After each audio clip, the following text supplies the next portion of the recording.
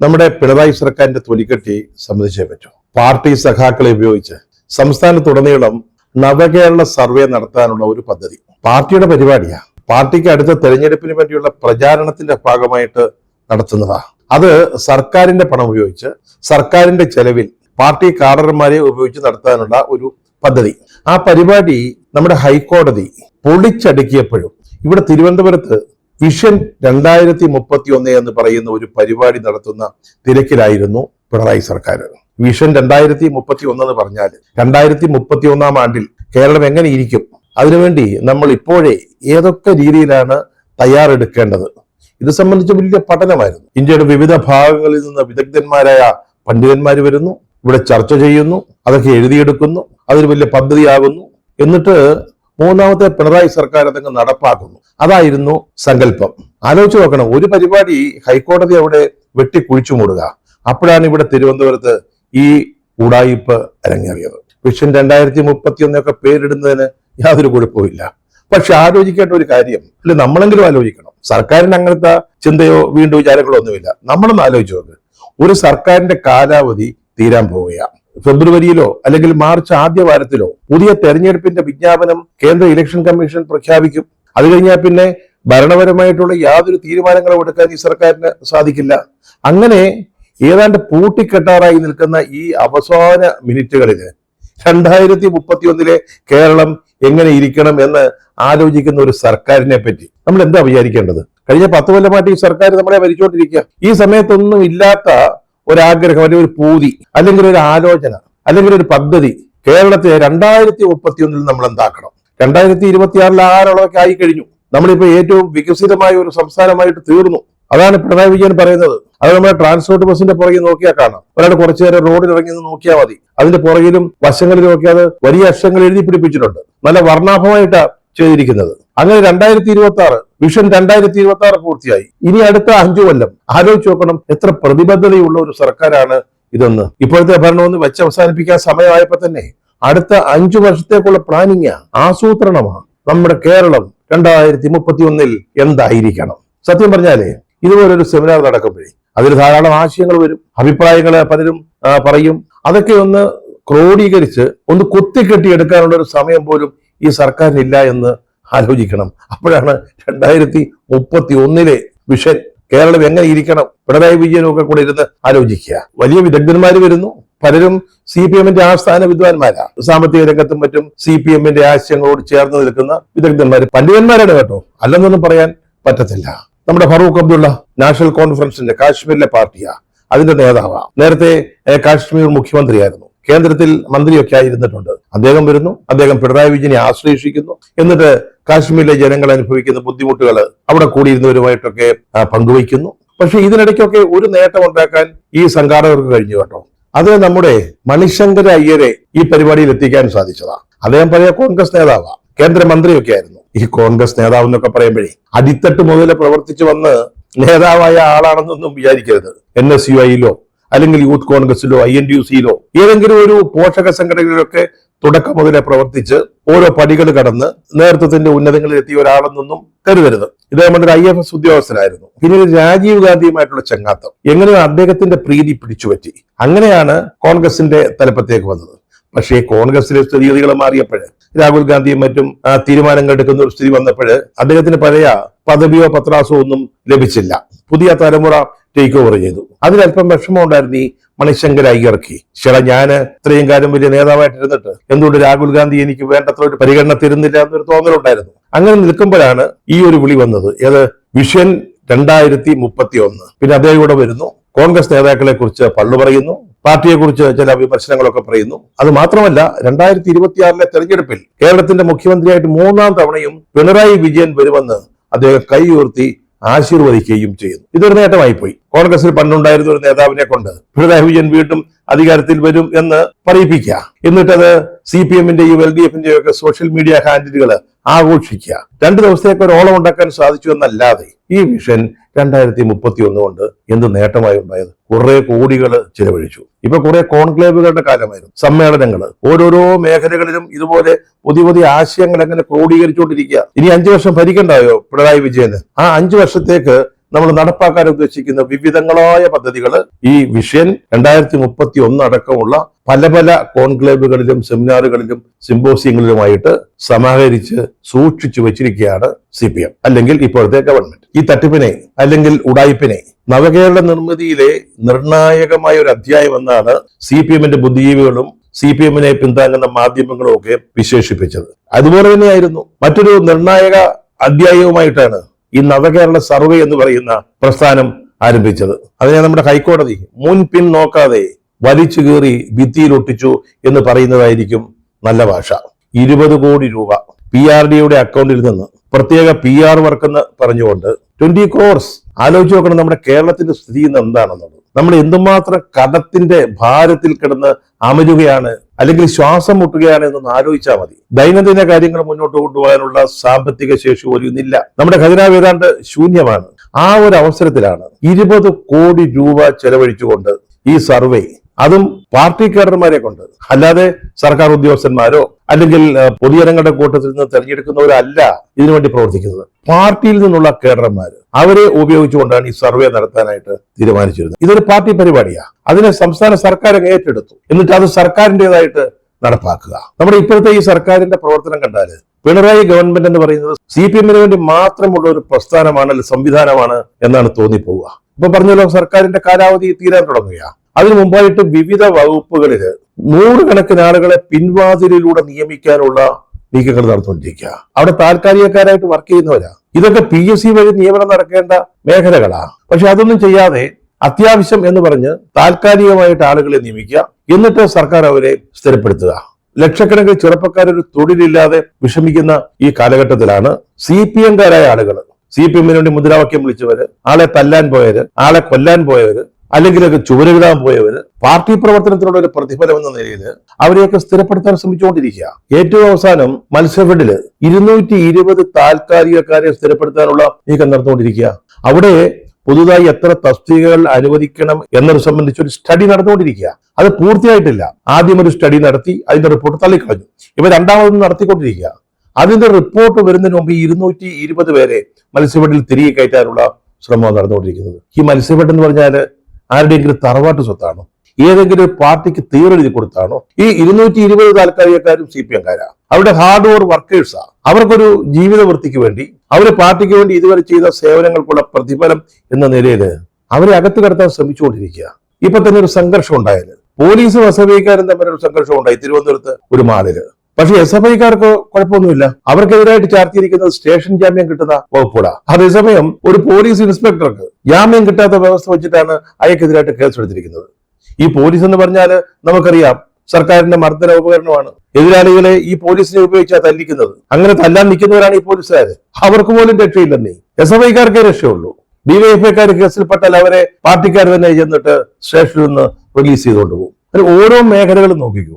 ഇപ്പൊ തന്നെ ആശാ വർക്കേഴ്സ്, അവർ ഏറ്റവും കുറഞ്ഞ ശമ്പളം കിട്ടുന്ന ഒരു തൊഴിൽ വിഭാഗത്തിൽപ്പെട്ടവരാ. അവരൊരു ചെറിയ വർധനവിന് വേണ്ടി അപേക്ഷിച്ചപ്പോൾ, അവർ സമരം നടത്തിയപ്പോൾ, ആ സമരത്തിന്റെ നേതൃത്വം SUCI എന്ന് പറയുന്ന മറ്റൊരു കമ്മ്യൂണിസ്റ്റ് സംഘടനയ്ക്കായി പോയി. അത് പിണറായി സമ്മതിക്കുമോ? ഞാനിവിടെ ഭരിക്കുമ്പോ, CPM ഭരിക്കുമ്പോ മറ്റൊരു കമ്മ്യൂണിസ്റ്റ് സംഘടനയുടെ പേരിൽ ഇവര് സംഘടിക്കുക, എന്നിട്ട് സമരം ചെയ്യുക. അവരോട് ഈ സർക്കാർ എന്താ ചെയ്തതെന്നുള്ളത് നമുക്കറിയാവുന്ന കാര്യമാണ്. അപ്പൊ പറഞ്ഞില്ലേ, ഇത് CPMകാർക്ക് വേണ്ടിയുള്ള ഒരു സർക്കാരായിട്ട് അല്ലെങ്കിൽ ഒരു ഭരണ സംവിധാനമായിട്ട് ഇപ്പോഴും മാറിയിരിക്കുക. അങ്ങനെയാണ് ഈ നവകേരള സർവേയും CPM സഹാക്കളെ ഉപയോഗിച്ച് നടത്തുന്ന രീതിയിലേക്ക് വന്നത്. സത്യം പറഞ്ഞാൽ കോടതി എന്താ പറഞ്ഞത്? കോടതി സർക്കാരിനെ കശക്കി കളഞ്ഞു. അതിനെക്കുറിച്ച് അക്ഷരം ഇന്നലെ മിണ്ടിയിട്ടില്ല ഗവൺമെന്റ്. എന്തെങ്കിലും ഒരു വാക്ക് പറയണ്ടേ? അതായത് ചട്ടങ്ങള്, വ്യവസ്ഥകള് അല്ലെങ്കിൽ നിയമങ്ങൾ, ഇതിനെയെല്ലാം മറികടന്നുകൊണ്ടാണ് ഈ സർവേക്ക് തീരുമാനമെടുത്തത്. അതിൽ ഏറ്റവും രസകരമായ കാര്യം, ഈ സർവേയെ കുറിച്ച് സംസ്ഥാന സർക്കാർ ഔദ്യോഗികമായിട്ട് എന്തെങ്കിലും പറയുന്നതിന് മുമ്പ്, വളരെ മുമ്പ് പാർട്ടിയുടെ സംസ്ഥാന സെക്രട്ടറി MV ഗോവിന്ദൻ മാർക്സ് സഹാക്കൾ കത്തയച്ചു, കീഴ്ഘടകങ്ങൾക്ക് സർക്കുലർ അയച്ചു. ഇങ്ങനെ ഒരു സർവേ നടക്കാൻ പോവുകയാണ്, അതുകൊണ്ട് നമ്മുടെ പാർട്ടിക്കാരെല്ലാം അതിനകത്ത് ചേരാനായിട്ട് തയ്യാറായിട്ട് നിൽക്കണം, വോളണ്ടിയേഴ്സ് ആയിട്ട് വർക്ക് ചെയ്യണം. ആ കത്ത് പോലും ഇന്നലെ കോടതിയുടെ മുമ്പിലെത്തി. കോടതി പറഞ്ഞത് ഈ തീരുമാനം റൂൾസ് ഓഫ് ബിസിനസിനും ബജറ്റ് മാനുവലിനും എതിരാണെന്നാണ്. ചുമ്മാ കയറി 20 കോടി രൂപ PRDയിൽ നിന്ന് ചെലവാക്കാനൊന്നും പറ്റത്തില്ല. അതിന് ബജറ്റില് അല്ലെങ്കിൽ നിയമസഭയുടെ അംഗീകാരം വേണം. നിയമസഭ അംഗീകരിച്ചു കൊടുത്ത പണം മാത്രമേ ചെലവഴിക്കാൻ പറ്റുള്ളൂ. ധനാഭ്യർത്ഥനകളിലൂടെ PRD വകുപ്പിനുള്ള ധനാഭ്യർത്ഥനകളിലൂടെ അംഗീകരിച്ചു കൊടുത്ത തുക വേണം ചെലവഴിക്കാൻ. അതില്ല, ഗവൺമെന്റ് അങ്ങ് തീരുമാനിക്കുക. പിണറായിയുടെ വിചാരം പിണറായി എന്ത് ആഗ്രഹിച്ചാലും അതുപോലെയൊക്കെ നടക്കണമെന്ന്. അല്ലെങ്കിൽ പാർട്ടി എങ്ങനെയാണ് ചിന്തിക്കുന്നത്? മറ്റു പാർട്ടികൾക്കോ പ്രതിപക്ഷത്തിനോ ഇവിടെ യാതൊരു റോളുമില്ല. ഞങ്ങൾ തീരുമാനിക്കും, ഞങ്ങളങ്ങ് നടപ്പാക്കും. അതാണ് ഈ സർക്കാരിന്റെ രീതി. ആ അഹങ്കാരത്തിന്റെയും ധാർഷ്ട്യത്തിന്റെയും കഴുത്തിലാണ് ഇന്നലെ ഹൈക്കോടതി കയറി പിടിച്ചത്. നമ്മളൊന്ന് ആലോചിക്കണം, സർക്കാരിന് ഇതിനെക്കുറിച്ചൊന്നും യാതൊരു ധാരണയുമില്ലേ? ഇത് ബജറ്റ് മാനുവലിനെതിരാണ്. ബജറ്റിൽ പാസ്സാക്കാത്ത തുക ഇതുപോലെ ചെലവഴിക്കാൻ സാധിക്കില്ല. അതൊരു മനസ്സിലാക്കേണ്ടതല്ലേ? ആരാണ് സർക്കാരിനെ ഇതുപോലുള്ള കാര്യങ്ങളിൽ ഉപദേശിക്കുന്നത്? പാർട്ടിക്കും അപ്പുറത്തും ചില PR ഏജൻസികളാണ് ഇപ്പോൾ സർക്കാരിനെ നിയന്ത്രിക്കുന്നത് എന്ന് സംശയിക്കേണ്ടിയിരിക്കുന്നു. സംശയിക്കല്ല, അതാണ് വസ്തുത. പാർട്ടിക്ക് പുറത്തുനിന്നുള്ള, സർക്കാരിന് പുറത്തുനിന്നുള്ള ചില ആളുകൾ ഇപ്പോഴീ ഗവൺമെന്റിന്റെ നിയന്ത്രണം, അതിന്റെ പ്രവർത്തനങ്ങളുടെ നിയന്ത്രണം കൈവശപ്പെടുത്തിയിരിക്കുകയാണ്. PR ഏജൻസികളെ ഉപയോഗിച്ചുകൊണ്ട് നടത്തുന്ന പ്രചരണം കേന്ദ്ര സർക്കാരും സംസ്ഥാന സർക്കാരും അതുകൊണ്ട് ഒരേ ദിശയിലൂടെയാണ് ഇക്കാര്യത്തിൽ സഞ്ചരിച്ചുകൊണ്ടിരിക്കുന്നത്. കോടാനുകോടികളാണ് ചെലവഴിക്കുന്നതെന്ന്. കിബി വഴി കടം വാങ്ങിയ ദശകോടികളുടെ ചെലവാക്കൽ ഒരു വശത്ത് നിൽക്കുക. നമ്മുടെ കടം അങ്ങനെ കുതിച്ചു കയറിക്കൊണ്ടിരിക്കുക. അതിനിടെയാണ് ഖജനാവിൽ നിന്നെടുക്കുന്ന പണം ഈ വഴിക്ക് PR വർക്കിന് വേണ്ടി, മുഖ്യമന്ത്രിയുടെ പ്രതിച്ഛായ വർദ്ധിപ്പിക്കുന്നതിന് വേണ്ടി ഉപയോഗിച്ചുകൊണ്ടിരിക്കുന്നത്. എന്തൊരു കഷ്ടമാണ്. ഒരു ചീഫ് സെക്രട്ടറി ഇല്ലേ, അദ്ദേഹമല്ലേ ഇതൊന്നും ശരിയല്ലെന്ന് സർക്കാരിനെ പറഞ്ഞ് ബോധ്യപ്പെടുത്തേണ്ടത്? ഒന്നും നടക്കുന്നില്ല. പിണറായി വിജയൻ തീരുമാനിക്കുന്നു, അദ്ദേഹം കൽപ്പിക്കുന്നു, അതൊക്കെ നടപ്പാക്കുന്നു. അങ്ങനെ വരുമ്പോൾ കോടതികൾക്ക് ഇടപെടേണ്ടി വരുന്നു. ഈ വിഷൻ 2031 നടക്കുമ്പോൾ, അല്ലെങ്കിൽ ഈ നവകേരള സർവേ ഹൈക്കോടതി റദ്ദാക്കുമ്പോൾ, അത് നടപ്പാക്കേണ്ടതില്ല തീരുമാനിക്കുമ്പോൾ, നമ്മുടെ ദേവസ്വം ബോർഡിൽ ഒരു കള്ളക്കണക്ക് ശരിപ്പെടുത്താനുള്ള തകൃതിയായ ശ്രമങ്ങൾ നടന്നുകൊണ്ടിരിക്കുകയായിരുന്നു. ഇന്നലെ തന്നെ നമ്മൾ നേരത്തെ ചർച്ച ചെയ്ത വിഷയമാണ് അയ്യപ്പ സംഗമം, ആഗോള അയ്യപ്പ സംഗമം പമ്പയിൽ നടന്നത്. കോടാനുകോടി രൂപയുടെ ദുർവിനിയോഗമാണ് അവിടെ നടന്നിരിക്കുന്നത്. തീവെട്ടിക്കൊള്ള എന്ന് വേണം അതിനെപ്പറ്റി പറയുന്നതിന്. സർക്കാരിന്റെ പണമാണ്. ഇതെല്ലാം സ്പോൺസർഷിപ്പ് വഴി വരുമെന്ന് പറഞ്ഞു. ആ കൂടെ 2 കോടി രൂപയാണ് സ്പോൺസർഷിപ്പ് വഴി വന്നിരിക്കുന്നത്. ബാക്കി സർക്കാരിന്റെ, കേരളത്തിലെ ജനങ്ങൾ നൽകിയ നികുതി പണമാണ്. ഇത് ദേവസ്വം ബോർഡ് കണക്കാക്കിയ തുക 4.75 കോടി രൂപയായിരുന്നു. പക്ഷേ ഇത് മുഴുവൻ നടപ്പാക്കിയത് ഊരാളുങ്കലിന്റെ ഒരു സബ് ഏജന്റാണ്. ഒരു സർക്കാർ സംവിധാനമാണെന്ന് പറയാം. Indian institute of infrastructure and constructions ഊരാളുങ്കലിന്റെ കയ്യിലാണ്. ഊരാളുങ്കൽ എന്ന് പറഞ്ഞാൽ സർക്കാർ തന്നെയാണ് കേട്ടോ. സർക്കാരിന് വേണ്ട എല്ലാ കാര്യങ്ങളും ചെയ്തു കൊടുക്കുന്നത് യാതൊരു ടെൻഡറും ഇല്ലാതെ ഇപ്പൊ ഊരാളുങ്കലാ. അവരാണ് ഈ അയ്യപ്പ സംഗമം സംഘടിപ്പിച്ചത്. അവര് ചെലവായതിന്റെ കണക്ക് കൊടുത്തത് എത്ര രൂപയുടെയാണെന്ന് അറിയാമോ? 7.11 കോടി രൂപ. നമ്മൾ അതിനെപ്പറ്റി പറഞ്ഞതുകൊണ്ട് കൂടുതൽ പറയുന്നില്ല. 4000 പേര് പങ്കെടുത്തെടുത്ത് 5000 പേർക്ക് ഉച്ചഭക്ഷണം വിളമ്പിയ സംഗമമാണ് നടന്നത്. ഒരു കട്ടിലിന് 1,11,000 രൂപ. ചില കണക്കുകൾ പറഞ്ഞതാ. അവിടെ വന്ന് സംഗീത പരിപാടി നടത്താത്ത ഭജന സംഘത്തിന് 4-5 ലക്ഷം രൂപ. അങ്ങനെ കള്ളക്കണക്കുകൾ, വലിയ തട്ടിപ്പിന്റെ, തീവെട്ടിക്കൊള്ളയുടെ ഒരു സാക്ഷ്യപത്രമായിരുന്നു ആ കണക്ക്. ഓഡിറ്റ് ചെയ്ത് കോടതിയുടെ മുമ്പിൽ വന്ന കണക്കിനെ പറ്റിയായി പറയുന്നത്. അപ്പൊ ഇന്നലെ നമ്മുടെ K. ജയകുമാറിന്റെ നേതൃത്വത്തിലുള്ള ദേവസ്വം ബോർഡ് ഒരു തീരുമാനം എടുത്തു. ഞങ്ങൾ നേരത്തെ തീരുമാനിച്ച 4.75 കോടി രൂപ മാത്രമേ കൊടുക്കത്തുള്ളൂ. ബാക്കി ഊരാളെങ്കിൽ എന്ത് വേണമെങ്കിൽ ചെയ്തോട്ടെ. അതേക്കുറിച്ച് വന്ന ഏറ്റവും രസകരമായ വാർത്ത, രസകരമല്ലത്, നമ്മളെ ഞെട്ടിപ്പിക്കേണ്ടതാ. ആ വാർത്ത എന്താണെന്ന് അറിയാമോ? ഇനി 4.75 കോടി രൂപ മാത്രമേ ദേവസ്വം ബോർഡ് അനുവദിക്കുകയുള്ളൂ, തരികയുള്ളൂ എങ്കിൽ ബാക്കി തുക പോട്ടെ എന്ന് വയ്ക്കാൻ ഊരാളെങ്കിൽ തയ്യാറാണെന്ന്. അങ്ങനെ ദേവസ്വം ബോർഡും ഊരാളെങ്കിലുമായിട്ടൊരു ധാരണ സംഭവിച്ചിട്ടുണ്ടെന്നാണ് പറയുന്നത്. ബാക്കി ഒരു 4.35 കോടി രൂപ. അതിന്റെ അർത്ഥം എന്താണ്? ഒരാളെ ഒരു ജോലി ഏൽപ്പിക്കുന്നു, അവരത് ചെയ്യുന്നു, അവര് അതിന്റെ തുക, അതിന്റെ ചെലവായ കണക്ക് കൊടുക്കുന്നു, 7.11 കോടി രൂപ. പക്ഷെ ഞങ്ങൾ 4.75 തരൂ എന്ന് പറഞ്ഞാൽ അത് മതി എന്ന് പറയുമ്പോൾ ആ കണക്ക് മുഴുവൻ കള്ളക്കണക്കായിരുന്നില്ലേ? തീവെട്ടിക്കൊള്ളയ്ക്കുള്ള ശ്രമമായിരുന്നില്ലേ നടന്നത്? ആലോചിച്ച് നോക്കണം. ഇതൊക്കെ ഇന്നലെ നടന്ന കാര്യങ്ങളാണ്. ഹൈക്കോടതി സർക്കാരിന്റെ ഒരു തട്ടിപ്പ് കണ്ടുപിടിച്ച് അതിന് തടയിടുന്നു. ഇപ്പുറത്ത് വിഷൻ 2031 എന്ന് പറഞ്ഞിട്ടുള്ള മറ്റൊരു തട്ടിപ്പ് അരങ്ങേറുന്നു. അപ്പോഴാണ് ദേവസ്വം ബോർഡ് ഓഫീസിൽ ഈ കണക്ക് ശരിയാക്കല് തകൃതിയായി നടന്നത്. K. ജയകുമാറിനെ പോലെ പേരും അത്യാവശ്യം അംഗീകാരമുള്ള ഒരു മുൻ ഉദ്യോഗസ്ഥനാണ് ഇപ്പോൾ ദേവസ്വം ബോർഡിന്റെ പ്രസിഡന്റ്. അദ്ദേഹം എന്തിനാണ് ഈ പദവി ഏറ്റെടുത്തത്? എന്തിനാണ് ഈ നാശ കൂമ്പാരത്തിലേക്ക് അദ്ദേഹം നടന്നു കയറി ചെന്നതെന്ന് നമുക്ക് മനസ്സിലാകുന്നില്ല. സ്വർണ്ണ കവർച്ചയുടെ പശ്ചാത്തലത്തിൽ ഭഗവാന്റെ സ്വർണം CPM നേതാക്കൾ അടക്കമുള്ളവര് അടിച്ചുകൊണ്ട് പോയ ആ ഒരു പശ്ചാത്തലത്തിൽ അദ്ദേഹം ദേവസ്വം ബോർഡിന്റെ പ്രസിഡന്റ് ആയിരിക്കുക. അദ്ദേഹം ഇപ്പൊ ഈ കള്ളക്കണക്ക് ശരിയാക്കാൻ നടക്കുക. ഒന്ന് ആലോചിച്ച് നോക്കി. ഇന്നലെ മറ്റൊരു സംഭവം ഉണ്ടായി. മെഡിക്കൽ കോളേജിലെ ഡോക്ടർമാര് ഇന്നലെ ഒരു സമരത്തിലാണ്. അവരിതിൽ OP ബഹിഷ്കരിച്ചിരിക്കുക. പക്ഷെ സർക്കാരിന്റെ ഭാഗത്ത് നിന്ന് ഈ സമരം പരിഹരിക്കുന്നതിന് ആവശ്യമായ ഒരു ചെറുവിരൽ പോലും സർക്കാർ അനക്കിയിട്ടില്ല. നമ്മുടെ ആരോഗ്യമന്ത്രി വീണ ജോർജ് അവർ ഇക്കാര്യത്തിൽ എന്ത് ചെയ്യുന്നു നമുക്ക് അറിഞ്ഞുകൂടാ. അവരാകൂടെ ചെയ്തത് ഇതൊരു അനാവശ്യ സമരമാണെന്ന് പറഞ്ഞ് സമരക്കാരെ പ്രകോപിപ്പിച്ചു എന്നത് മാത്രമാണ്. നാളെ ഡോക്ടർമാർ ശസ്ത്രക്രിയ ചെയ്യില്ല എന്ന് പറഞ്ഞിരിക്കുക. OP വന്ന് രോഗികള് വലിയ കഷ്ടപ്പാടുകൾ സഹിച്ചുകൊണ്ടിരിക്കുക. പക്ഷെ അതിനെപ്പറ്റി ചർച്ച ചെയ്യാനോ നോക്കാനോ ആരുമില്ല. എല്ലാവർക്കും വിഷൻ 2031 പോലുള്ള കാര്യങ്ങളിലാണ് താല്പര്യം. അതുമാത്രമല്ല, വീണ ജോർജിന് വേറെയും ഒത്തിരി തിരക്കുകളുണ്ട് കേട്ടോ. അവരിപ്പോ ആറന്മുളയില് സീറ്റ് ഉറപ്പാക്കാൻ വേണ്ടി നടക്കുക. ഉറപ്പാക്കിയാൽ പോലെ ജയിക്കണം. സഭാപുത്രിയാണല്ലോ, അതുകൊണ്ട് സഭയുടെ പിന്തുണ വേണം. അത് കഴിഞ്ഞ ദിവസം എന്താ ചെയ്തെന്നറിയാമോ?